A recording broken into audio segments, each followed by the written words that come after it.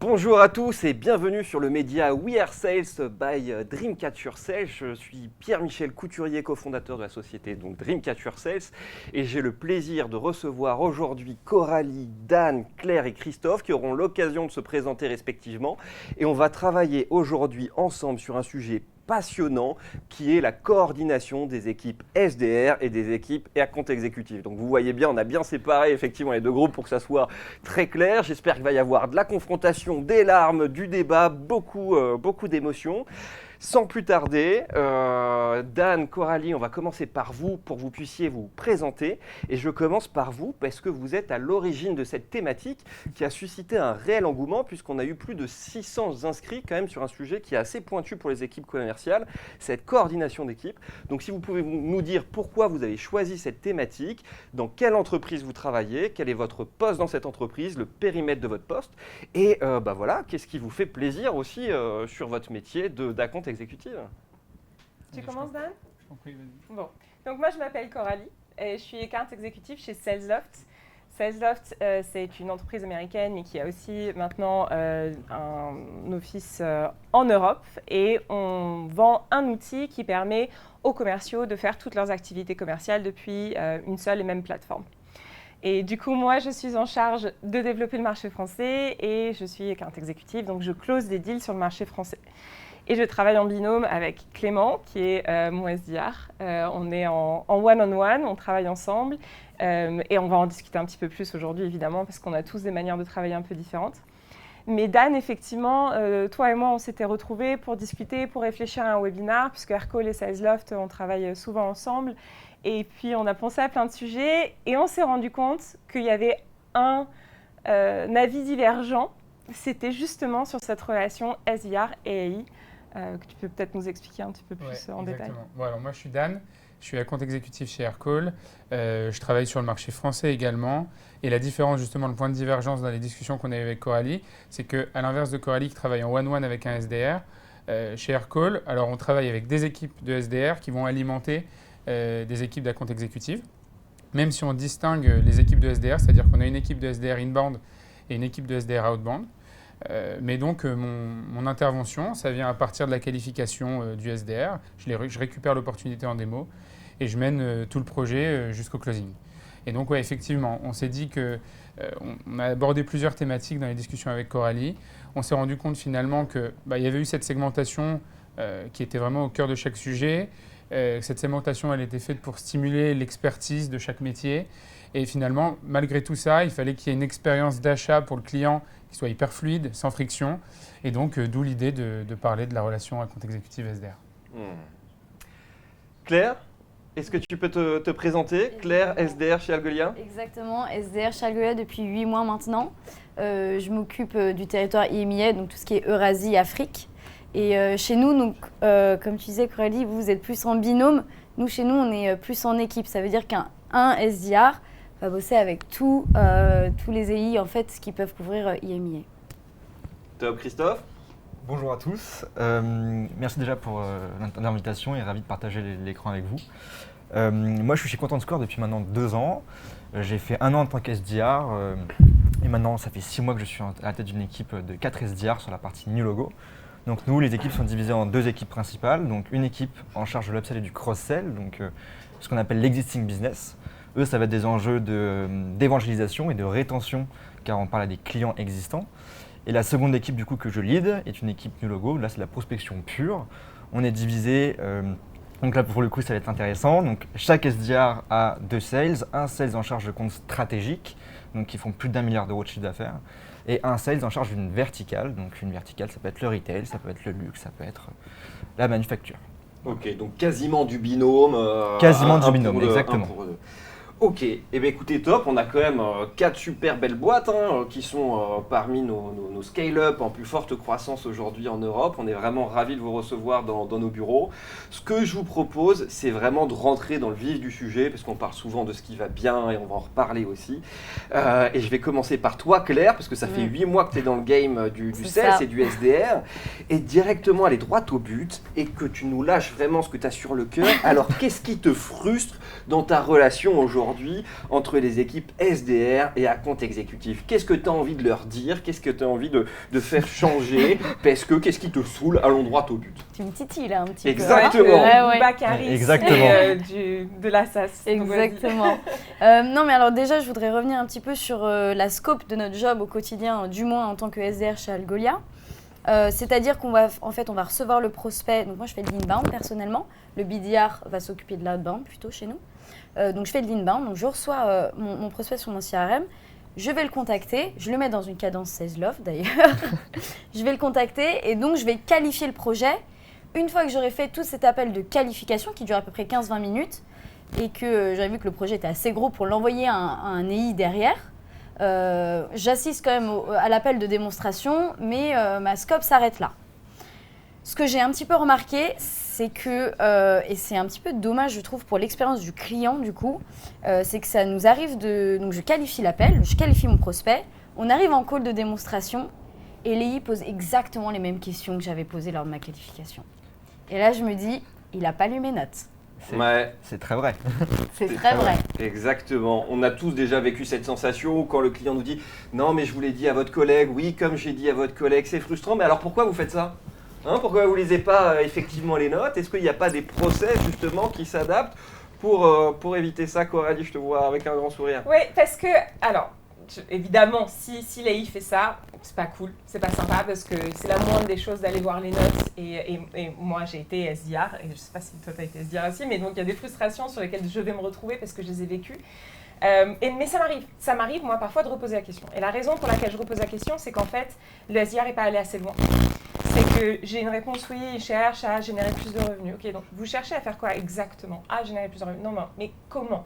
Parce qu'il y a plusieurs leviers. Moi, il y a plusieurs choses sur lesquelles je vais pouvoir aller. Et le fait de pouvoir reposer certaines questions, et parfois je leur dis maintenant à mes prospects, je leur dis alors, j'ai les notes. Voici les 3 choses importantes dont je me souviens qu'on a notées, sur lesquelles on va discuter aujourd'hui. Et je vais peut-être vous reposer certaines questions parce que je voudrais aller plus loin. Je voudrais vous entendre le dire. Je voudrais vraiment comprendre parce que ces enjeux-là, ils sont essentiels pour que dans l'heure que nous avons ensemble aujourd'hui, où on ne peut pas tout faire, je puisse aller à des choses qui sont importantes. Donc, l'essentiel, ceci dit, c'est d'avoir cette communication parce qu'effectivement, si les SDR ne comprend pas pourquoi je fais ça, bah, c'est hyper frustrant. Alors qu'en fait, on peut apprendre les uns des autres et dire là, c'est bien d'avoir cette information, mais moi, j'ai besoin d'aller plus loin. J'ai besoin d'aller comprendre pourquoi, j'ai besoin d'aller comprendre qui s'occupe de ça, j'ai besoin d'aller chercher d'autres choses. Et ça, j'aimerais rebondir sur ce que tu dis. Est-ce que tu penses que c'est quelque chose qui pourrait être fait par les SDR ou c'est quelque chose que tu as besoin d'entendre toi pour créer la relation avec ton client et donc que finalement, cette frustration, on n'a pas d'autre solution, sauf si peut-être toi, Dan, tu as imaginé certaines choses. Je sais que tu es très créatif. Non, alors, moi, je pense qu'il y a un sujet sur la posture, sur la cohérence de la posture tout au long du cycle de vente. C'est-à-dire que, alors, je vais parler un petit peu de l'outbound plutôt, mais lorsque je vais recevoir une opportunité en démonstration, effectivement, ça va m'arriver de reposer les mêmes questions, mais je rejoins Coralie, c'est pour approfondir. Et en l'occurrence, on parle souvent de la notion de consultative selling, surtout pour les accounts exécutifs, alors que pour moi, c'est une erreur. Ça doit commencer dès l'étape SDR, parce que, surtout sur l'outbound, mais même parfois sur l'inbound, le SDR va s'arrêter aux besoins énoncés par le client. Parfois, le client n'est pas forcément au courant qu'il a des pains. Donc, il y a une première phase, c'est on va découvrir ses pains, ou en tout cas, on va lui faire prendre conscience qu'il en a. Il y a une deuxième phase dans un projet outbound, c'est le convaincre, pas qu'on ait le bon produit, mais qu'on ait les bonnes personnes pour l'aider à répondre à ses pains. Et enfin, ensuite, on va parler de la solution en réponse à ces pains. Donc finalement, la deuxième étape de convaincre qu'on est les bonnes personnes pour résoudre ces pains, ou en tout cas de lui faire prendre conscience que les besoins qu'il avait en tête, peut-être qu'ils sont aussi différents parce qu'on a l'habitude d'entendre ces trucs-là. Concrètement, pour moi, c'est pas si grave si on vient appuyer un petit peu sur ces points-là, parce qu'on martèle des informations, et ça va faire maturer un petit peu la réflexion dans la tête du prospect. Et donc, conditionner le prospect au moment de la qualification au fait que tout au long du cycle de vente, ça ne va pas être finalement j'ai des questions, tu y réponds en tant que sales, etc. Pour moi, c'est un point central et crucial dans la relation à compte exécutif SDR. Ça te convient comme réponse ? Oui et non. Je suis d'accord, je comprends vos points de vue et je suis totalement d'accord avec le fait qu'il faut toujours aller plus loin, puisque c'est ce qu'on cherche. On cherche à tirer à notre prospect le maximum d'informations. Et c'est justement pour ça que lorsqu'il parle, on le laisse parler et qu'il est maître du meeting. Mais c'est juste sur des points où ce sont des questions un peu fermées, qui va être du type de la volumétrie. Je ne sais pas vraiment exactement quels sont les domaines que vous allez prendre, vous, dans vos boîtes. Mais nous, typiquement, on va regarder le trafic mensuel sur le site, voilà, toutes ces choses-là. Même la timeline, c'est des choses qui sont assez arrêtées en général. Donc quand on redemande 30 fois la même chose, je trouve qu'il y a un manque de communication. Et c'est réel, il y a un manque de communication entre le SDR et les I. Christophe, sur cette thématique, je te sens un peu là. Non, parce que c'est super, mes équipes elles me le disent toute la journée. C'est super intéressant. Nous, chez Content Square, au niveau de la qualification, on applique le MEDDIC côté SDR. Ouais. Donc, on va aller vraiment chercher la douleur, MEDDIC, la pain. méthodologie de vente un peu à la mode aujourd'hui. C'est une méthodologie de vente pour essayer vraiment de comprendre réellement la douleur du prospect et derrière pouvoir proposer la meilleure offre possible et le meilleur accompagnement possible. Et là où je rejoins Claire aussi, c'est quand nous, on passe une demi-heure, 3/4 d'heure, 1 heure avec le prospect, essayer de creuser, qu'on arrive avec une qualification de 2 pages, on sait quels sont les détracteurs, les champions, la douleur, la peine, on connaît tout. Il y a 2 types de sales derrière. Il y a le sales qui va se servir de ça comme levier pour encore plus creuser en démo et d'ailleurs cranter encore plus le prospect. Et le sales qui n'a pas lu la qualification et du coup qui repasse dessus. Et là, l'effet est double, c'est que le prospect il a passé 1 heure avant de nous dire tout ça. Et c'est pas un call de 15 minutes, c'est 1 heure. Et donc là, tout de suite, il dit, mais attendez, on a passé 1 heure avant, et j'ai passé 1 heure de mon temps. Et si c'est un C-level, c'est encore pire parce que le temps est précieux. Bah derrière, l'expérience n'est pas la bonne. Et là où je vous rejoins tous, c'est que la communication, elle est clé. Parce qu'il faut dire aux sales, ok, j'ai passé 1 heure là-dessus, lis ma qualification vraiment, prends ça comme levier, fais ce qu'il faut pour que derrière l'expérience soit bonne. Et par rapport à ça, le sales adoptera une stratégie et la bonne vis-à-vis du prospect. Et je me permets de rebondir, si tu permets, Pierre-Michel. Au même titre qu'il y a 2 sales, dans la manière dont je vais me servir des notes de la qualification, il y a aussi 2 types de SDR. Bien sûr. Parce que finalement, alors c'est un sujet encore plus vaste, mais aujourd'hui, et à tort vraiment, le rôle de SDR peut être un peu parfois dévalorisé, c'est-à-dire qu'il y a un gros marché. Toutes les 5 minutes, un SDR va être démarché pour aller dans une nouvelle boîte, on va lui demander merveille, on va lui dire dans 1 an tu seras à compte exécutif, etc. Ce qui fait que c'est un petit peu le but d'un SDR, je vais surperformer, dans 1 an je serai à compte exécutif. Il y a un vrai souci derrière ça, c'est que les SDR seniors sont très rares et ça, on n'est pas sur un vrai sujet d'expertise. Donc généralement quand on est junior, on veut vraiment aller remplir nos objectifs. Il y a un client qui arrive et qui a des questions et qui n'est pas forcément dans la démarche, on ne l'a pas forcément conditionné. Donc on arrive, on lui pose plein de questions, il lui dit « Attendez, je croyais que c'était une démo là, que vous alliez me faire. Concrètement, vous êtes là pour me vendre un produit, pour me poser des questions. Qu'est-ce qui se passe ?» Le SDR junior va répondre « Oui, excusez-moi », il va dire un peu oui à tout, etc. Et finalement, il va se prendre un peu une claque quand il arrive au niveau de la compte exécutive parce que le rythme change. Et ça, pour moi, c'est un réel problème. C'est-à-dire que c'est trop rare, un peu comme tu l'as fait, des profils qui restent au niveau de l'équipe SDR pour développer des compétences. Et là, pour le coup, on aurait un vrai truc stable, quoi. Et pour rebondir à ça, aujourd'hui, je trouve, à tort ou à raison, mais c'est mon avis, que le vrai enjeu de notre secteur, c'est la rétention des SDR. Alors ça, on va y revenir, parce que là, je sais que tu aimes bien parler des sujets de recrutement, on va y arriver. Juste déjà pour clôturer un peu ce sujet, en vous écoutant et en ayant fait aussi un peu mes devoirs avant, est-ce que ça ne serait pas une problématique de posture pour éviter ce double questionnement où le SDR va faire vraiment cette découverte des besoins et ensuite la compte exécutive, lorsqu'il va récupérer cette découverte des besoins, valider les informations. Plutôt que reposer les mêmes questions, c'est avant de vous faire la démonstration, voilà, pour la passation de dossier, j'ai appris telle chose, est-ce que vous pouvez me le confirmer? Est-ce que ça ne permettrait pas d'éviter cette frustration à la fois du SDR et à la fois effectivement de la compte exécutive? Qu'est-ce que tu en penses, Claire, si tu te projettes? Moi, je pense que ça devrait même être fait en amont de tout ça.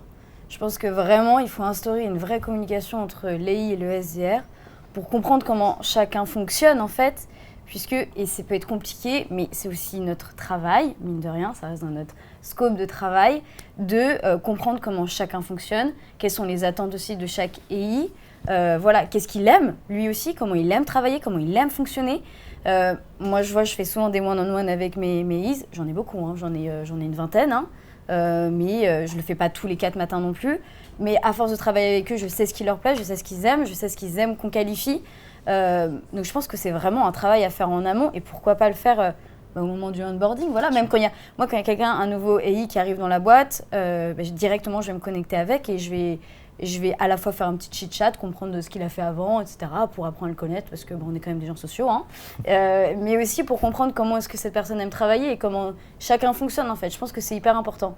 Et oui, évidemment, derrière, après avoir fait une qualification, que les I lisent les notes et que le SDR ait mis aussi les notes bien en forme, hein, on ne va pas se cacher, parce que des pavés comme ça, ça va 2 secondes. Merci. Voilà, je recommande votre partie. Hein.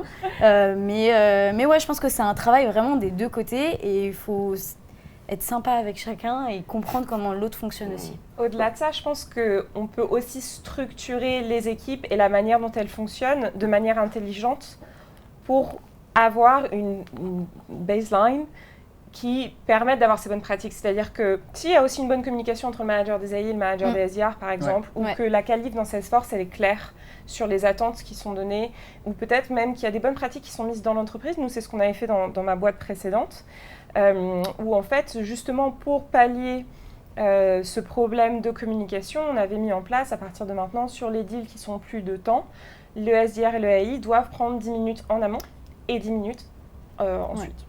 Ouais, on va revenir sur le process. Avant ça, Christophe, j'aimerais te laisser la parole et continuer de leur passer un savon. Après, on va renverser la vapeur. Dis-nous ce que tu as sur le cœur, Christophe. Pour toi, ça. Hein? Avec plaisir. Surtout que tu représentes tes 4 SDR de chez Content Square, que tu salues avec je leur fais, bienveillance, puisque tu as un management bienveillant, on en parlait. J'espère, en tout cas, c'est le but. Non, aujourd'hui, la vraie difficulté, et ce qui est étonnant, c'est qu'on revient toujours à la même chose, c'est que le manque de communication induit forcément, in fine, un manque de visibilité sur qu'est-ce qu'il se passe. Et en fait, je trouve que ce manque de visibilité par rapport à vos deals, à vos leads, à vos opportunités, c'est aussi bafouer le travail du SDR qui, pendant 1 heure, 2 heures, une semaine avant, il s'est tué à la tâche pour aller chercher le super C-level, pour le super rendez-vous, pour la super qualification, et pour vous faciliter le travail. Quand tu dis manque de communication et de visibilité, c'est de savoir effectivement si le deal avance, si les opportunités avancent. C'est parce que vous n'avez pas accès au CRM ou c'est parce que vous n'avez pas le contact direct On a accès au CRM. D'accord. Il faut que le sales le remplisse. Ok. S'il ne le remplit pas aussi, il le remplit de manière évasive. On a aussi envie d'avoir des détails et de savoir un peu ce qui se passe vraiment. Et puis c'était nous la première porte d'entrée. Donc c'est notre bébé quelque part, le lead et l'opportunité. De toute façon, le métier d'SDR, il est super frustrant, en vrai. Enfin, je vais laisser Dan répondre à ça. Moi, j'ai des choses à dire aussi là-dessus. Je te contredis pas, mais c'est terrible à dire. Mais en vrai, vous faites le travail d'entrée, vous faites un travail super profond, super important, parfois qui peut vous prendre des semaines, des mois. Je passe par là. Et à un moment donné, il faut le passer, le bébé. Je suis pas d'accord. Ah ouais, je suis pas d'accord. Je pense qu'il y a des choses à faire. Hein. Clairement, je suis d'accord. Je suis d'accord. Moi, je suis coupable de ça. Je donne pas toujours suffisamment de visibilité. J'ai pas le temps. C'est pas que je veux pas, c'est que j'ai pas le temps. Mais il y a quelque chose dans la conception du métier qui fait qu'à un moment donné, on va récupérer la relation, à moins qu'on pense à des choses peut-être différentes, où la SDR du coup vient sur les meetings, mais est-ce que vous avez vraiment envie de venir sur les meetings alors que vous trouviez de nouvelles opportunités? Mais pour répondre rapidement, pour changer ça, en tout cas avec Clément, avec mon SDR, ce qu'on fait, c'est qu'on se voit toutes les semaines. Et toutes les semaines, on regarde toutes les opportunités. Ça s'est bien passé, ça c'est machin. Eux, ils vont signer. Bon, finalement, on a décidé de ne pas travailler ensemble avec ceux-là. Et comme ça, on peut continuer à avoir une conversation. Mais je continue de penser que même avec ça.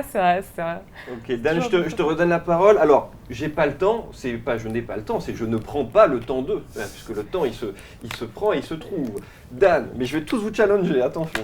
Dan, dis-moi ce que tu en penses de ça et on fera un petit tour de table sur effectivement si vous avez des solutions en tête sur cette problématique d'échange d'informations parce que les head of sales qui nous regardent vivent aussi cette frustration et au bout d'un moment, quand la frustration est récurrente dans toutes les équipes, il faut trouver des solutions puisque ça nuit à la performance.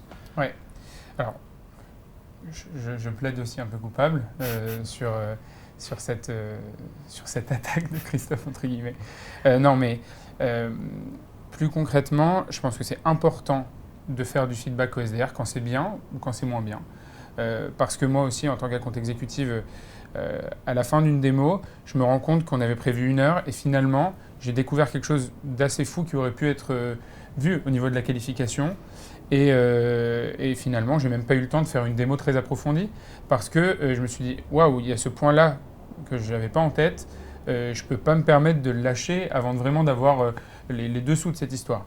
Donc, ce que je fais, effectivement, c'est que quand c'est ça, à la fin, je vais aller voir le SDR et je vais dire, regarde, j'ai trouvé ce truc-là, concrètement, tu aurais pu le faire.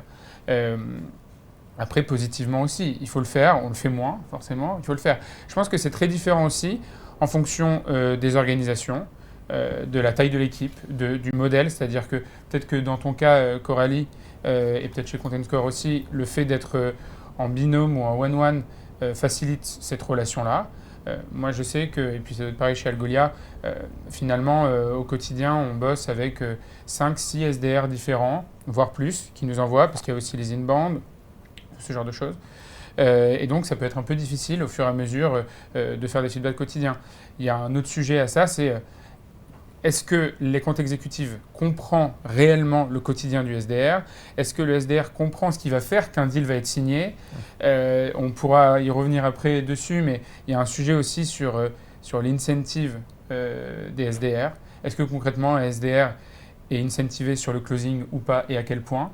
Pareil, mais de la même manière, c'est-à-dire Allez, on reste centré là sur, sur ce pain, parce qu'on veut la solution, on a énormément de sujets à traiter. Mais ce que tu dis, on le vit tous au quotidien, et finalement, le danger là-dedans, c'est que chacun veuille impéter sur le travail de l'autre. Et moi, ça m'arrive de dire, concrètement, j'aurais fait une meilleure qualification que le SDR, et le SDR, il va regarder ma démo, il va dire... ça avait l'air d'être une 5-star pain point partout, etc. Et finalement, à la fin de la démo, le mec est sorti un peu... Donc oui, je suis d'accord avec toi. Je pense que... Quel engagement aujourd'hui tu prends ou quelle solution tu proposes pour améliorer cette coordination et surtout cette communication sur la passation effectivement de ce bébé? Alors, en fonction de la taille du deal, ce que tu disais tout à l'heure par rapport à ce que tu disais dans ton ancienne boîte, je pense que c'est vraiment important. Les organisations qui font du high velocity sales, concrètement, je pense que le fait d'avoir quelque chose de très segmenté et la passation n'est pas forcément un moment clé, ça se comprend, c'est très... on veut closer 3 points de contact et ça close. Sur des cycles de vente un peu plus longs, je pense que ce qui est vraiment important et ce qu'on essaye de faire chez Aircall, c'est que le SDR vienne un petit peu empiéter, enfin en tout cas, vienne faire une réelle passation, c'est-à-dire j'arrive à la démo, c'était moi ton point de contact jusqu'à présent, je te présente la compte exécutive, voilà ce qui va se passer avec lui, c'est lui qui va prendre la main maintenant, mais je suis toujours là, concrètement. Alors à la fin, le temps que la relation se crée avec la compte exécutive et je lui passe la main, mais concrètement, je suis toujours là. Et ça, on le fait pas systématiquement, mais quand on le fait, ça a un impact, c'est-à-dire déjà sur l'icebreaker, parce que le prospect a déjà parlé avec le SDR, mais aussi sur la crédibilité. On travaille en équipe, on a un process qui est clair, je ne te balade pas concrètement, juste je suis là et je te passe la main. Ça, je pense que c'est un engagement qui est important de dire on fait une passation. Solution, faire participer comme chez vous, effectivement, le SDR à la démo pour s'assurer une vraie transition, une coordination. C'est ce qui te semble effectivement efficace, Coralie? Tu es d'accord avec ça? Une autre idée de solution? Non, je suis tout à fait d'accord. Et d'ailleurs, nous, c'est quelque chose qu'on fait régulièrement. Et ça permet vraiment d'avoir cette transition qui se fait de manière souple. Et c'est important d'avoir une relation comme ça avec son SDR. Je pense vraiment une bonne relation parce qu'en fait, on en revient aussi à quelque chose qui est important, c'est l'expérience client. C'est ce client ce prospect, qui a construit une relation avec quelqu'un et qui est passé dans une autre main. Tout le monde ne sait pas forcément. Alors moi, je vends à des sales. Donc moi, j'ai la chance d'avoir des gens en face de moi qui sont familiers avec le process. Mais pour des gens qui ne sont pas forcément en sales ou peut-être à qui vous vendez, qui n'ont pas cette habitude-là, c'est important de leur expliquer aussi le process, leur dire voilà, moi mon travail c'est de faire ça, d'essayer de comprendre, d'engager la conversation. Et maintenant je vous passe à quelqu'un qui est expert pour vous amener vers des solutions plus concrètes et voir si on travaille ensemble. Donc, ok, Christophe, toi c'est quelque chose que tu mettrais en place ou tu as envie de pousser chez Content Square parce que vous arrêtez vous à la prise de rendez-vous qualifié, si je me trompe. Alors non, nous il y a quand même une passation évidemment. Ouais, elle est faite comment? Exactement comme l'a dit Dan. Ok. Le meeting arrive et le SDR explique un petit peu ce qui va se passer. Derrière, fait la passe au sales. Le risque de ça, Ouais. c'est que dans des organisations où il faut faire du volume, mine de rien, le SDR ne peut pas être partout. Et en rendez-vous, et faire son travail. Et là, on rentre dans le conflit qualité versus quantité. Mais ça, c'est un problème pour tout le monde. Ça, c'est libre à chacun. Il y a des meetings qui en valent la peine. Il y a des meetings où le SDR s'excuse ou explique par mail aussi, ou le dit dans l'invitation, ou le dit avant en qualification, je vous préviens, c'est mon collègue Dan qui prendra le relais, etc. etc. Ok. C'est de l'anticipation. Ok, on va continuer d'avancer, mais on voit qu'il y a quand même un vrai sujet qui n'est pas forcément résolu, parce qu'on voit que finalement dans vos organisations, il y a quand même cette transition qui est faite, ou en tout cas on essaye de la faire, mais finalement ça ne répond pas à 100% des besoins. Donc je pense que ça sera aussi un autre sujet à retravailler sur un autre webinar ou un podcast, etc. Parce que c'est vraiment un point clé de la coordination des équipes. Je pense qu'ils ont commencé à en prendre un peu pour leur grade, les accounts exécutifs. Je pourrais juste ajouter, j'aimerais bien rebondir sur ce qu'a dit Coralie. Tu parles de passer le bébé, alors je suis complètement d'accord avec ça. En revanche, je pense que c'est important pour un SDR, et après ça c'est l'extra mile un petit peu du SDR aussi, et c'est tout à son intérêt. Moi je sais qu'il y a, donc pas tous, mais tous mes EI le font, il y a certains EI qui m'envoient juste un petit sac en me disant ce deal-là va pas closer parce que telle raison. Juste être au courant en fait des tendances du marché, pourquoi est-ce qu'il va pas closer, est-ce que c'est un problème budgétaire, est-ce que c'est un problème parce qu'ils ont trouvé ailleurs au niveau de la compétition. Juste être au courant de ce qui se passe dans le marché, juste un petit sac sans forcément qu'on soit, on peut pas être dans tous les meetings, on peut pas, mais juste rien que d'être dans la boucle des emails, juste les voir passer et avoir une idée globale de ce qui se passe. Sans répondre aux emails, puisque une fois que la passation est faite, comme tu as dit, on passe. Mais juste, être au courant et d'avoir un peu plus de visibilité justement sur ses clients. C'est marrant ce que tu dis. Alors, je suis désolé, je vais te couper, mais ça fait déjà une demi-heure, vous voyez, le temps passe vite. Je te dirai tout à l'heure. Et j'aimerais quand même vous laisser aussi la parole, C'est notre tour. et que vous puissiez nous dire, vous, de votre point de vue, de votre prisme, qu'est-ce qui est frustrant dans votre relation à compte exécutif SDR. Allez Dan, vas-y, lance-toi. Non, moi, on a déjà touché un peu du doigt les sujets de la communication, etc. Je vais peut-être un peu sortir là-dessus. Alors, en fonction de l'organisation, si le SDR est incentivé uniquement finalement sur la prise de rendez-vous, sur amener une opportunité, il y a un risque, et finalement qu'il est incentivé de plus en plus fort si l'opportunité est grosse. Il y a un risque, c'est qu'ils ne prennent pas en compte le feedback, c'est-à-dire que concrètement, on se rend compte. Et ça, c'est ce que tu dis, Claire, il faut qu'il y ait un feedback après. Mais on se rend compte que sur certains deals, qui sont trop gros peut-être pour nous, ou sur lesquels on passe trop de temps et qui ont un faible valeur ajoutée, on a un win rate qui n'est pas très élevé. A posteriori, on se rend compte que ces deals-là, ou de cette industrie-là, on ne les gagne pas. Ou alors, au contraire, il y a cette industrie-là, on gagne tous les deals en ce moment, c'est assez fou. On fait ces feedbacks-là. On envoie des messages Slack au SDR, on dit voilà, ces opportunités-là, il y a quelque chose en ce moment, ou alors là, arrêtons un peu de travailler cette verticale-là. Ce n'est pas forcément toujours pris en compte. Finalement, c'est des opportunités qui sont qualifiées de fait, parce que les critères de qualification qui ont été mis en place sont respectés, il n'y a pas de débat. Il y a un projet, il y a un decision maker, ça rentre dans les clous, il y a un pain, etc. Mais finalement, alors peut-être c'est des problèmes de critères de qualification, mais le SDR va jouer le jeu un peu bête et méchant. C'est-à-dire, regarde, les critères de qualification, ils sont comme ça respecte mon opportunité, elle est qualifiée. Peu importe ce que tu dis, s'il y a des tendances ou pas, mais c'est un peu bête et méchant. Donc ça me frustre. Ok. Donc pas avoir de point de vue macro, de pas comprendre la finalité effectivement de pourquoi il est nécessaire de faire une bonne détection. La solution viendra peut-être aussi des variables. J'ai vraiment envie ça aussi qu'on en parle, puis ça peut créer des dissonances de stratégie. Vous le vivez comment ça Est-ce que déjà vous le vivez vous dans vos équipes où on te dit en fait tu es là pour faire du volume, moi j'ai besoin de faire du quali, de closer des deals importants et qu'au final tu mets un peu des entreprises un peu bancales quoi. Nous, après, on fonctionne très différemment, je pense, de ce que vit Dan au quotidien.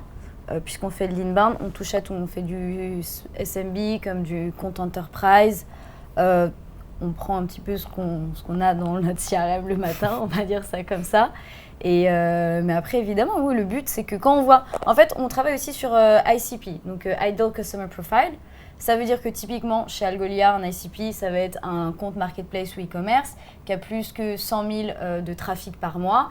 Quand on voit des comptes comme ça, alors là, directement, on ne va pas le mettre dans un truc déjà préfet, dans une cadence, si je puis dire.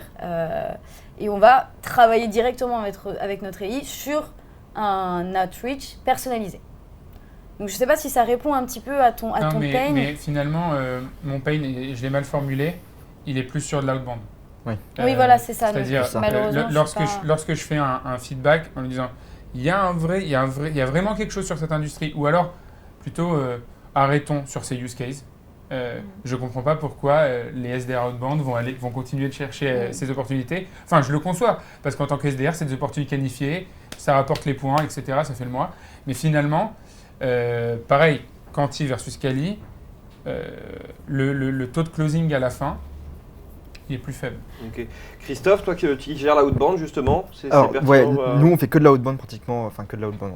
On est beaucoup alimenté par le marketing, on est aussi une grosse équipe qui fait beaucoup d'outbound. Pour rebondir à ce que tu dis, ça dépend en fait de la synchronisation qu'il y a de base entre le sales et le SDR. Quel compte vous voulez aller taper? Quel est le tiering derrière? Quels sont les comptes prioritaires, les comptes moins prioritaires et les comptes qui sont pour l'instant dans un second temps? Et derrière, qu'est-ce que veut le sales? Il y a des sales qui vont te dire les C-level, pas de qualification, ils sont déjà énormes, donc je veux absolument le rendez-vous avec eux.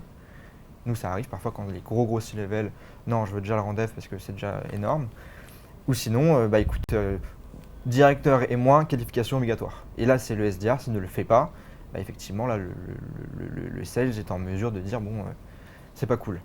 Mais nous, on a ce type de problème, mais ça reste quand même assez minoritaire, car on a quand même un réflexe de beaucoup qualifier tout le temps. À part quand vraiment c'est des key targets extrêmement rares qui répondent jamais et que le sales il voit ça, il dit on a un créneau, il faut le choper maintenant et il n'y aura pas d'autre chance, on fait le rendez-vous ensemble et derrière on y va ensemble. Je veux juste rebondir sur ce que tu dis, c'est peut-être aussi une histoire de management, de comment est-ce que nos managers briefent nos équipes sur quel est le marché en ce moment, qu'est-ce qui fonctionne. Où est-ce qu'il faut sur quoi il faut s'appuyer, sur quoi qu'est-ce qu'il faudrait mettre de côté. Et peut-être qu'il manque un peu des fois, je pointe le doigt sur personne, mais cette synergie entre vos managers, vous et Is, et nos managers, nous SDR. Peut-être que il y a peut-être un écart entre ces deux parties. Et pour rebondir là-dessus, moi de mon côté, chez Content Square, les managers sales, et du coup je suis dedans côté SDR, on est très alignés sur où on veut aller, comment, pourquoi et quand. Et c'est derrière comme ça que les équipes, elle roule. Parce que le management est vraiment aligné, soudé, et dès qu'il y a un problème, je ne suis pas contre le manager sales. On est ensemble, on essaie de résoudre le problème ensemble. Et donc par rapport à ça, derrière ça roule. Coralie, ça t'évoque quelque chose? Tu peux dire non, simplement. Moi, j'ai pas eu particulièrement ce problème. Je vois, j'ai d'autres soucis. C'est pas quelque chose particulièrement qu'on voit chez nous. On a eu, typiquement Clément, donc le SDR avec qui je travaille et moi, un moment où on partait justement, où il était parti, il avait généré beaucoup de rendez-vous sur en fait un ICP, pas Ideal, sur un CP, un Customer Profile, qui était pas, que je closais pas, ça closait pas. Et donc ce qu'on a fait, c'est qu'au bout d'un moment, durant notre one-to-one weekly, on a regardé, on s'est dit ok, tous les deals qu'on a eus qui typiquement sont sur tel CRM par exemple, où on parle à telle personne plutôt que telle personne, on les close pas. Donc qu'est-ce qu'on va faire? On va changer de tactique et on va passer sur autre chose. Et ce qui s'est passé, c'est que j'ai eu beaucoup d'opportunités dans ma pipe et j'ai pas closé beaucoup. Donc mon win rate est descendu. On a fait ces changements, il m'a entendu, on en a discuté ensemble. Il a généré moins d'opportunités, mais beaucoup plus qualifiées. Et ce qui s'est passé, c'est que moi, du coup, j'ai pu passer plus de temps sur ces opportunités qui sont des opportunités closable, que je peux vraiment closer. Et du coup, mon win rate, il a augmenté de manière assez importante. Et c'est bien pour lui, puisque lui, il a l'incentive, je sais qu'on va en parler, sur le closing aussi. Mais on peut en parler tout de suite, parce que là, ça a un gros impact effectivement sur cette coordination, parce qu'il y a deux manières effectivement de voir la variable. Il y a un variable qui va être quantifié la prise de rendez-vous qualifié, il n'y a pas de bonne ou mauvaise réponse, ce variable doit correspondre à la culture des entreprises. Une culture peut dire, on va faire du volume, et sur du volume, peut-être qu'il y aura 3 rendez-vous qui n'auront pas d'intérêt, mais il y en aura 7 qui auront un très gros intérêt, donc finalement ça sera rentable pour la boîte. donc du variable quanti pour les SDR et une autre stratégie, du variable quali, sur lequel ils vont être incentivés sur le closing, où là, ça va inciter aussi les SDR à suivre jusqu'au bout et à faire une bonne transmission. Mais après, derrière, la contrepartie, c'est que ça peut créer des tensions, entre guillemets, où là, c'est plus ton boulot, c'est à moi, compte exécutif, de reprendre ça en main. Qu'est-ce que vous en pensez Typiquement, dans le cas d'usage que je viens d'évoquer, c'est là où c'est intéressant en fait de les incentives sur le closing. Parce que typiquement, moi, ce que je lui demandais à ce moment-là à Clément, c'est de me booker moins de meetings. C'est-à-dire, je suis partout, je suis au four et au moulin, je suis sur des activités qui ne closent pas, des opportunités qui ne closent pas. Donc, je te demande de me booker un peu moins de meetings, mais de monter en quali. Et s'il était incentive seulement sur le meeting, pourquoi il le ferait ? Ça n'a aucun intérêt. S'il était juste sur le meeting booké, il aurait continué de me booker toutes ces petites entreprises qui sont en fait sur des tech stacks sur lesquels on ne s'intègre pas très bien et du coup on a vraiment du mal à closer, versus aller chercher des poissons un peu plus difficiles à attraper, mais qui en fin de compte pour moi du coup sont plus importants parce que ça me permet de faire mes quarters et pour lui permettent de générer un pourcentage. Donc, un mix de variables quanti et quali pour les SDR. Ouais. Et vous, si vous deviez effectivement avoir le choix des variables, des accounts exécutifs qui permettent une meilleure coordination des équipes, vous les incentiveriez comment ? Uniquement au closing, sur la capacité à bien suivre les... Ça serait quoi alors le mix ? Chez nous, c'est le mix. C'est opportunité et closing. Mais là, tu parles des SDR. Là. SDR, tout à fait. Ok. Oui. Là, si vous deviez choisir, comme eux, ils ont choisi en fait pour vous le variable que vous devriez avoir, vous maintenant choisissez le variable des accounts exécutives pour que ça corresponde aussi à vos enjeux. Ça serait quoi ? C'est une bonne question. Wow. Je Très bonne sèche un question. peu. Moi, je mettrais un micro-incentive ou micro-variable sur le CRM propre et derrière le stage des opportunités qui évolue bien. Ok. Pour s'assurer qu'il y ait un bon suivi, une bonne qualité du coup du deal et de l'opportunité. Donc ils prennent le temps de bien redescendre Exactement. l'information. Et que derrière, on puisse avoir une vision claire du deal pour prendre les actions, pour essayer d'améliorer le closing, car in fine, un closing, c'est de notre poche aussi. Et derrière, un variable closing pour eux, c'est ce qui est le plus logique. Je voulais faire aussi un petit retour sur l'expérience de ce qu'on a chez Aircall. Parce que je pense qu'on a vécu plusieurs phases sur ce sujet-là. Et aujourd'hui, humblement, j'ai l'impression qu'on arrive à quelque chose de plutôt pas mal. Concrètement, il y a un sujet, tu l'as dit un petit peu, c'est le bon équilibre, c'est d'avoir un peu de closing, un peu de génération d'opportunités. En revanche, ce cycle de vente, il est fait pour stimuler de l'expertise. Enfin, cette segmentation, elle est faite pour stimuler de l'expertise. Donc, mine de rien, la majeure partie de l'incentive des SDR, ça doit être sur la génération d'opportunités. C'est un avis, mais pour moi, il n'y a pas de débat. Ça doit représenter 70-80% du variable du SDR, c'est la génération d'opportunités, parce que concrètement, c'est son taf, quoi. Donc faites du volume et on trouvera du quali dedans.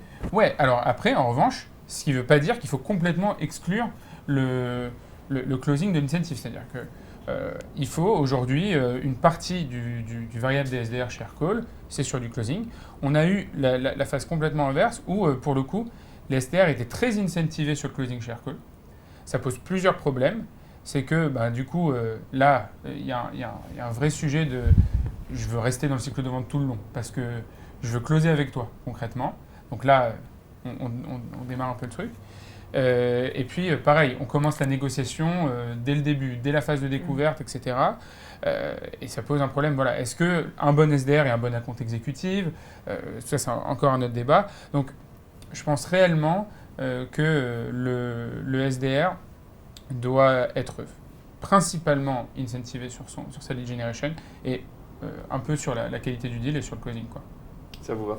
Oui, très aligné. Oui, chez nous, c'est comme ça que ça fonctionne, en tout cas. Ouais. Après, pour rebondir très rapidement, ça dépend aussi de la structure et de la vie de l'entreprise. Eh ben, on va y venir tout de suite à la structure, si tu veux bien.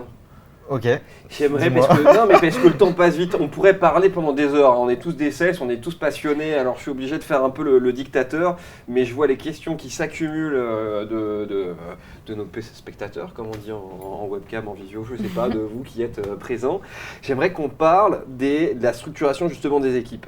Parce qu'on voit deux types de structuration, donc des structurations en binôme ou parfois en trinôme, où là, effectivement, on comprend bien les avantages parce que ça permet de faire des redescentes d'informations. situation, mais aussi des problématiques, et je crois que tu as une expérience sur ça managériale, où en disant, voilà, je travaille en binôme, je suis à compte exécutif, je travaille en binôme avec mon SDR, mais on a chacun nos managers respectifs, quand il y a un problème, on s'adresse à qui? Est-ce que l'un est au-dessus de l'autre ou pas?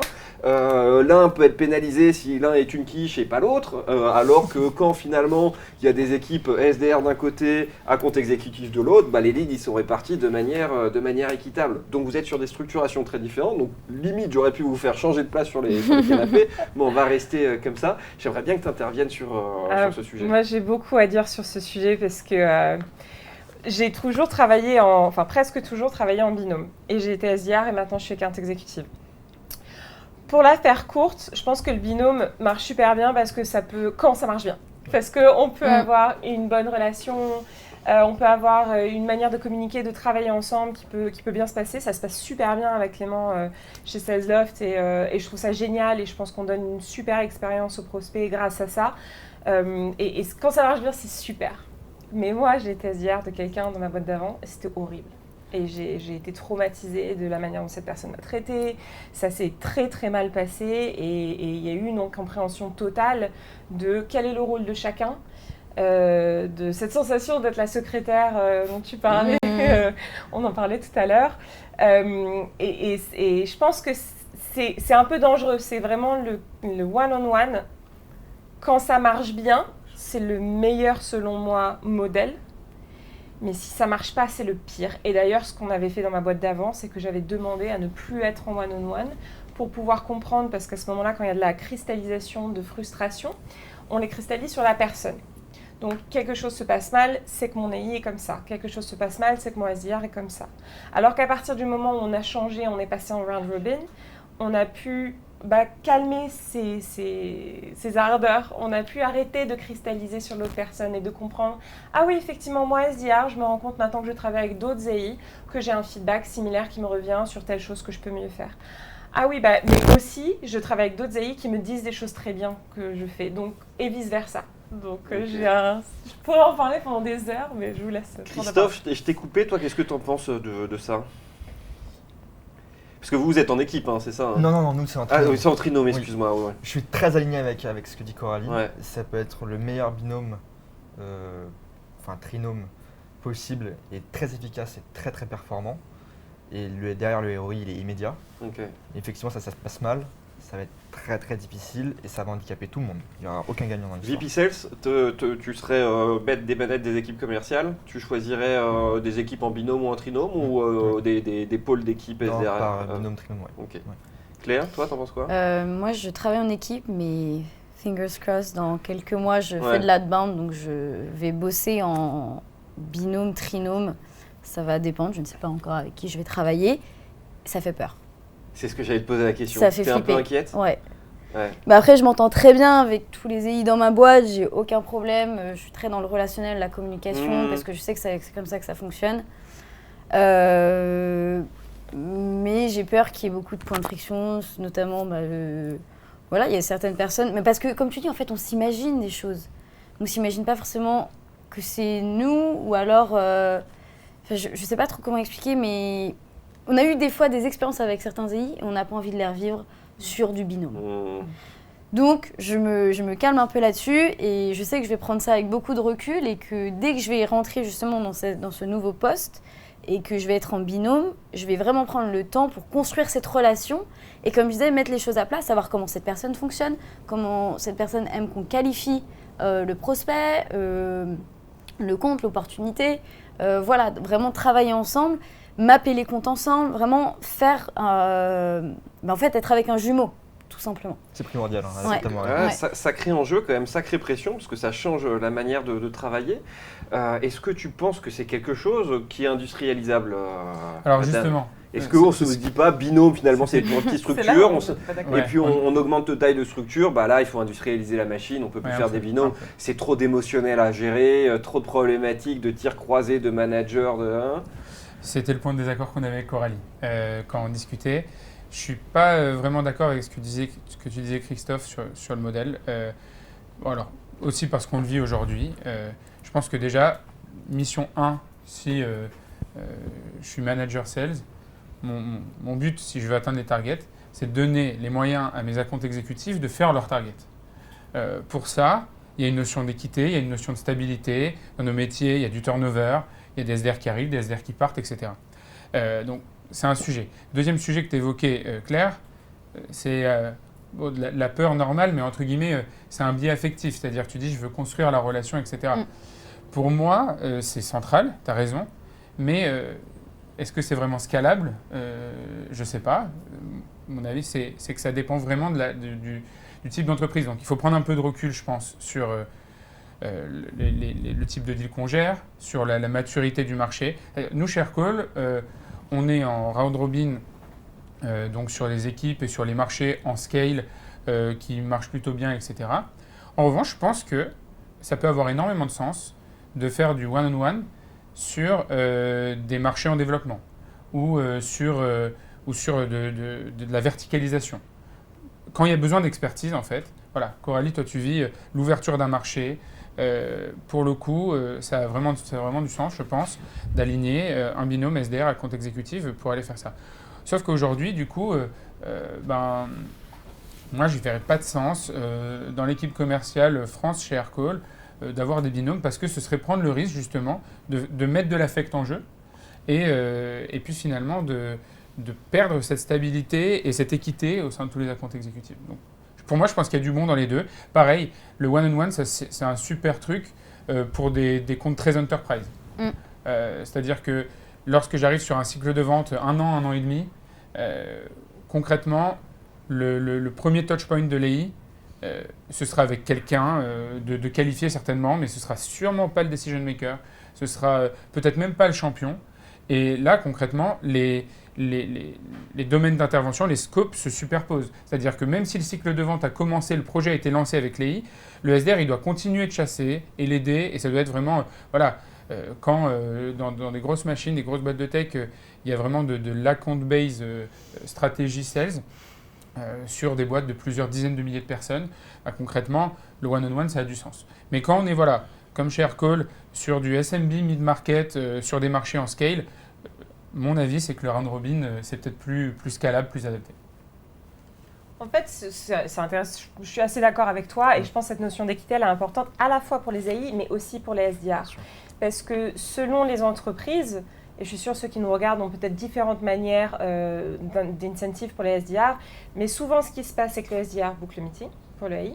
Et une fois que le AI accepte ce meeting, donc le change de statut, par exemple, l'opportunité dans Salesforce, c'est là que le SDR reçoit la compensation. Si on est en binôme et que l'AI, c'est exactement ce qui m'est arrivé, ne fait pas son taf et ne change pas les opportunités, t'es marron en fait. Et de la même manière, si tu es account exécutive et que tu es en binôme avec un SDR qui n'est pas bon, ou qui ne fait pas bien son travail, ou qui ne prend pas le temps, etc., et ben c'est pareil, tu te retrouves sans pipeline. Donc le meilleur sales du monde sans pipeline ne peut pas closer. Et le meilleur SDR du monde sans un AI qui derrière fait son travail correctement ne peut pas s'épanouir dans son travail. Donc c'est vrai que sur cette notion-là, il faut faire attention. Il faut faire attention s'il y a du binôme, s'il y a du trinôme, d'avoir peut-être effectivement, comme tu dis, d'ailleurs chez SalesLoft, c'est ce qui se passe. Moi, je suis en binôme avec Clément. On a un trinôme sur l'enterprise et le reste est en round robin. Donc peut-être le mieux, en fait, c'est un peu des deux. Oui, je pense. Ouais. Non, mais je pense que c'est super important, ce que tu dis, Claire, de stimuler l'humain. Et je pense que du coup, votre modèle est hyper pertinent. Maintenant, c'est toujours pareil. Tout à l'heure, tu disais, Christophe, la passation, il y a un vrai sujet sur les critères de qualification. Et si on est sur du feeling, sur du sentiment, sur du ressenti, sur un biais affectif, parce que j'aime bien ce SDR, il a besoin de faire son moi, alors je vais lui qualifier son opportunité, c'est un problème. C'est sympa, on est des humains, etc. Mais si on se place au niveau du top management, c'est problématique. Donc, pour le coup, je pense que... Bon, alors, c'est un autre sujet, à qui revient la charge de la qualification. Ça, c'est encore quelque chose... On peut en parler, si tu veux, pour le coup. Non, on a du temps maintenant, finalement. Voilà, le dictateur revient, il nous reste 7 minutes, et un peu, allez, 15 minutes, si tu veux. Voilà. Non, la charge de la qualification, c'est un sujet très vague. Nous, chez Aircall, pour l'instant, il y a des critères de qualification. On utilise aussi le MEDDIC. L'account exécutif va recevoir des notes de disco. À la fin de la démo, une fois qu'il aura validé un petit peu tous ses points, il va qualifier ou pas l'opportunité. C'est bête et méchant, mais ça fonctionne. Je pense que la limite à ça, encore une fois, c'est le biais affectif, parce que je ne fais pas progresser le SDR si je lui fais cadeau d'une opportunité.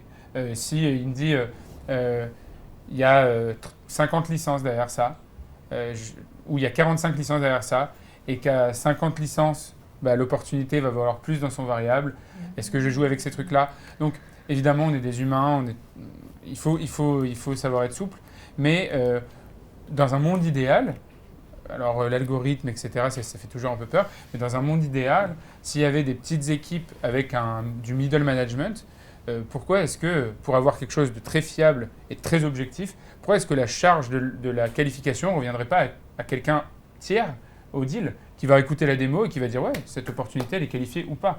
Donc moi, c'est mon avis. Chez Aircall, pour l'instant, ça fonctionne plutôt bien. Mais encore une fois, la scalabilité, pour aller vraiment plus loin, avoir une grosse machine de sales, le biais affectif, il peut être dangereux. Et à la fois bénéfique. Et à la fois bénéfique, oui, bien sûr. Parce que si ça marche bien derrière, c'est une Formule 1. Hein. Ouais, c'est vrai. Puis ça fait partie de ta culture d'entreprise aussi.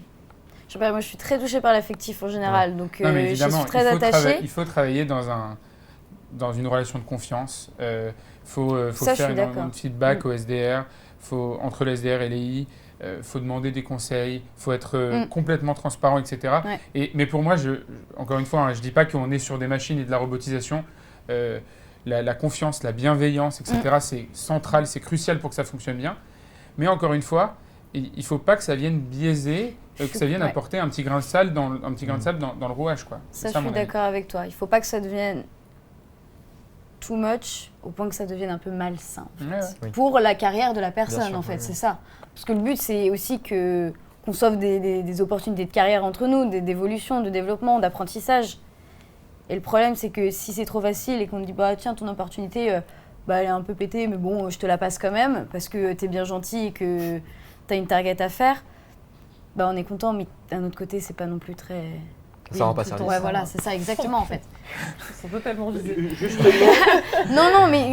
Non, mais c'est vrai, parce que moi, je pense aussi... J'ai une espèce... Moi, en anglais, ils disent « Don't bite the hand that feeds you ». Donc, moi, si mon SDR me book pas de meeting, j'ai pas de pipeline. Si j'ai pas de pipeline, je fais pas mes chiffres. Si je fais pas mes chiffres, je m'achète pas une maison. Donc, à un moment donné, j'ai aussi envie, parfois, de dire, écoute, c'est pas un métier facile. C'est un peu frustrant. Je sais que parfois, il y a des mois qui sont plus simples et tout. Franchement, il te faut quoi? Il te faut une opportunité pour faire tes chiffres. Ah, mais moi, Allez, ça m'est arrivé aussi. Je vais te flipper celle-ci parce qu'elle Ça nous est tous arrivé. Voilà. Et on est tous très contents quand ça nous arrive. Évidemment. Mais je pense au long terme et je pense à quand je serai une AI aussi un jour, fingers crossed encore une fois. Et puis j'essaye de voir aussi par rapport à l'entreprise elle-même. C'est pas cool. Mais on le fait quand même parce que... C'est un truc de qui est temps en bizarre temps. de toute façon dans cette relation, en vrai, quand il pense, c'est que l'AI, alors qu'on n'est pas manager de cette personne, du SDR, qu'en fait, on est un peu dans nos mains la capacité de make or break. Ouais. Et c'est un truc chelou, parce qu'il n'y a que ces équipes-là qui doivent vraiment travailler ensemble, mais qui potentiellement, c'est pour ça qu'il y a beaucoup de frustrations qui sont créées là-dessus aussi, sur le fait que si mon AI, il n'a pas fait le taf, s'il ne flippe pas l'opportunité, s'il ne l'accepte pas, moi, SDR, je me retrouve dans une situation où en fait, je ne vais pas faire mes chiffres et je vais devoir aller m'expliquer à quelqu'un d'autre. Ouais. Et c'est pour ça que le management doit être très aligné. Parce que s'il y a un problème, c'est au-dessus que ça va se régler, ça ne sera pas chez nous. Ou alors que ce soit le manager de l'autre qui vienne pinguer, slacker, au fait, alors on est où l'opportunité quoi. Moi, beaucoup de fois, je vais voir compliqué. mes copains sales qui sont les sales de mes SDR et je leur dis, il se passe quoi sur l'opportunité, etc. Et s'il y a un problème, je vais voir leur manager et on est aligné, il n'y a pas de débat. Il y a des règles et si on avec les respecte les frustrations règles... d'aller voir les managers respectifs des uns des C'est ça autres. en fait. Donc j'aimerais vous poser un peu cette dernière question. On a fait le tour effectivement de la coordination des équipes, on voit les avantages, on a beaucoup parlé des inconvénients et tant mieux parce qu'on voit toujours les avantages, c'est pour ça qu'on est construit comme ça. Mais au regard de toutes ces frustrations et des problématiques que ça pose, au bout d'un moment, est-ce que mieux vaut pas revenir au poste de BizDev ou Stack où on dit on prend des sales qui font de la prospection jusqu'au closing, il n'y a pas de perte d'informations, il n'y a pas de problématique de passation de bébé, on garde le lien tutu personnel, on a conscience de la difficulté de posséder le compte, on a toutes les informations de cartographie de marché, on fidélise plus nos collaborateurs. Je jette ce pavé dans la mare, peut-être ce qu'on fait depuis 2 ans à surspécialiser l'équipe, c'est une erreur. Je n'en sais rien, je vous pose la question. Il y a une étude intéressante qui a été menée sur les métiers, les nouveaux métiers et la manière dont en fait on est tous multimétiers. De base déjà. On est graphiste parce qu'on fait nos propres présentations, on est nos propres secrétaires parce qu'on gère nos agendas. Franchement, sales, moi je suis psychologue la moitié du temps. Il y a déjà énormément de choses. Et ce dont se rend compte cette étude, c'est que tu perds en qualité. Tu perds en expertise et du coup tu perds en efficacité. Et c'est un vrai sujet, et je suis d'accord. Et je pense qu'il y a beaucoup d'entreprises qui se posent cette question. D'ailleurs, on les voit, ils commencent en général en full stack pour, au bout d'un moment, se dire « Ok, on a cette nécessité d'aller maintenant avoir des expertises ». Ce serait intéressant de comprendre c'est quoi, à quel moment, on pourra en parler dans notre webinaire, à quel moment est-ce que quand tu scales, c'est à quel moment que tu passes en fait en séparation. Mais tout ça pour dire que moi, j'aurais du mal à tout faire. J'aurais du mal à être bonne dans mon métier de closing si en plus de ça, il fallait que je me focus sur générer aussi mes propres opportunités. Et je pense que la raison pour laquelle on se sépare, c'est parce qu'il y a des skills. Et j'aimerais bien que tu reviennes sur ce que tu disais avant, qui est super intéressant, sur l'effet que les SDR, aujourd'hui, ils pensent qu'à une chose, c'est devenir AI. Et du coup, on manque des SDR qui sont vraiment bons et qui se développent dans ce métier en particulier. Et moi, j'engage les entreprises à bien payer leur SDR. Parce que souvent, ils sont frustrés aussi parce que les AI, ils font 3 fois leur salaire. Et c'est pas juste parce qu'en fait, un SDR qui est bien payé et qui est vraiment valorisé pour son travail, c'est un SDR qui va être bon, qui va être efficace, qui va rester longtemps, qui va pouvoir former les autres et qui va rapporter des opportunités de qualité. Oui, clairement. Mais pour moi, c'est un sujet de connaissance, de compréhension du métier. Moi, avant, j'étais full stack, justement. J'ai été business full stack. J'étais un peu critique envers les organisations segmentées, comme on l'est aujourd'hui, alors que je suis le plus grand défenseur de cette organisation. Mais c'est un déficit de connaissance et de compréhension. Quand on te présente ça comme ça, on dit, concrètement, tu vas te cantonner à faire cette tâche que tu fais déjà en tant que business full stack, et du coup, tu vas faire plus que ça. Que ça te plaise ou pas, finalement, tu vas faire ça. Sauf que en travaillant en tant qu'account exécutif et en me concentrant sur des skills de project management, de négociation et de closing, qui sont clairement pas les mêmes que les skills qu'il faut en SDR, concrètement, on se rend compte que dans chaque skills, il y a encore des mini-skills sur plein de choses, sur la manière dont je vais, ma posture en démo, sur la manière dont je vais écrire un mail, sur la manière de poser mes questions, sur comment est-ce que je vais négocier, etc., que finalement, là, on touche vraiment à l'expertise. On ne peut pas être bon partout, tu l'as dit, et là, on touche réellement à l'expertise. Et c'est pour ça que ce sujet du SDR, concrètement, si la durée de vie d'un SDR aujourd'hui, c'est 1 an, 1 an et demi, au bout d'1 an, 1 an et demi, on n'est pas capable d'être expert, d'avoir masterisé le rôle du SDR. Donc, encore une fois, il y a des excellents account exécutifs qui ne sont pas forcément des excellents SDR et inverse.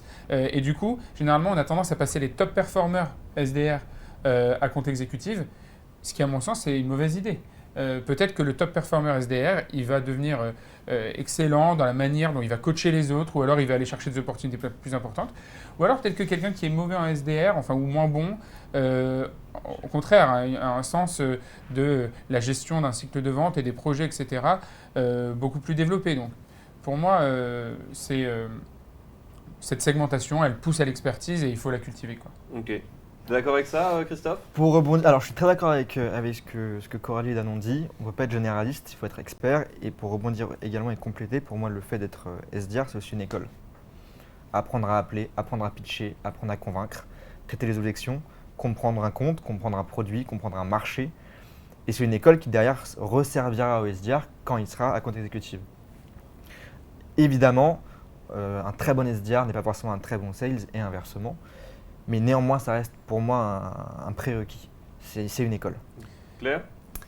Je me sens très touchée par ce que tu dis, puisque j'ai été top performer de mon Q1. Donc, non, mais pardon. Mais, c'est non, du cas par cas, pas du tout. Non, mais alors je le prends absolument pas mal et je comprends tout à fait ton point de vue. Moi, ça va faire 8 mois que je suis dans ma boîte et normalement, le mois prochain, je vais évoluer. Donc, c'est court. Mais aujourd'hui, j'ai besoin de nouveaux challenges en fait. J'ai besoin de voir autre chose. Après, c'est différent puisque là, vous parlez d'adbound. Moi, je fais l'inbound, je vais passer en adbound. C'est vrai qu'on a une organisation un peu différente de ce que vous avez vous. mais je commence à, je dirais pas m'ennuyer, mais je trouve que j'ai plus ma place dans mon équipe, enfin pas forcément dans mon équipe, mais dans mon travail, dans la scope de mon travail. J'ai besoin de quelque chose de nouveau. Et à côté de ça, j'ai fait pas mal de side projects. On a onboardé les SDR, les nouveaux SDR qui sont arrivés dans l'équipe. Après, voilà, aujourd'hui, on est tous dans des boîtes qui sont en hyper croissance. Les équipes grandissent aussi, donc en fait, on peut vite se perdre aussi un peu dans ce tourbillon. Mais je suis d'accord avec toi et je pense que oui, il devrait y avoir plus de senior SDR. Je suis d'accord.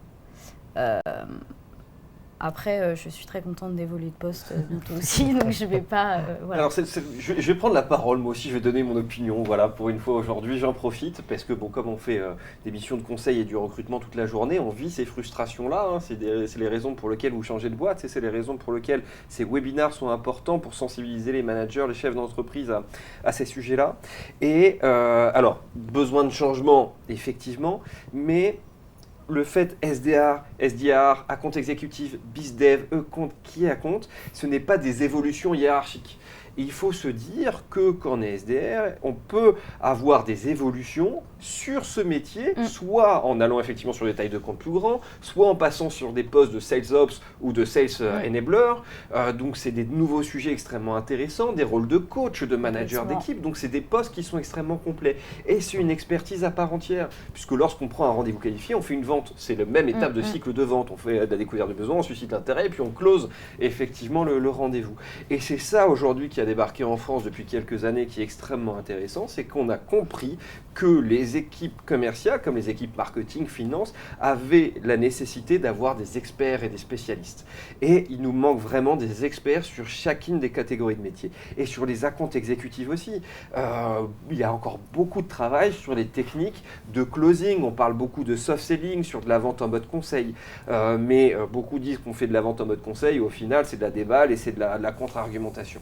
Donc, effectivement, cette structuration d'équipe est aussi très intéressante dans la montée en expertise de nos connaissances commerciales en France, et on commence à rattraper notre retard et à prendre vraiment de la place à l'échelle européenne, et ça c'est une vraie bonne chose. Un dernier mot pour chacun avant de clôturer ce webinaire. Libre à vous, carte blanche. Banane. Banane, ça me va. Hippopotame. Ah, on part en vrille, ça marche. Bravo. Anticonstitutionnellement. Ah, hop là, on voit l'ambition, ça marche. Chaussettes. Voilà. Allez, c'est parti, apéro dans ces cas-là. Écoutez, merci à tous d'avoir été présents avec nous aujourd'hui. Vous êtes tous présents aussi parce que vous êtes quand même les top performers de votre société, parce que je vous rappelle qu'on a appelé aussi vos directeurs commerciaux pour vérifier, et c'est eux qui vous ont aussi choisi en disant voilà, ça sera les têtes de proue de nos sociétés.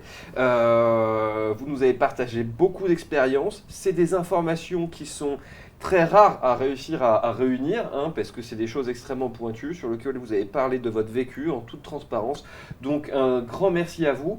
Un grand merci aussi aux équipes marketing d'Aircall qui ont beaucoup participé à ça. Donc merci beaucoup Camille, merci Angelina, merci à nos équipes marketing de Dreamcatcher Sales, Vincent, Pierre et Célestine. Et puis merci à moi d'avoir animé ce webinaire. Je vous souhaite une excellente soirée et bien sûr merci à nos équipes de régie qui nous ont supportés toute cet après-midi quand on se moquait d'eux avec leur table de mixage. À très bientôt.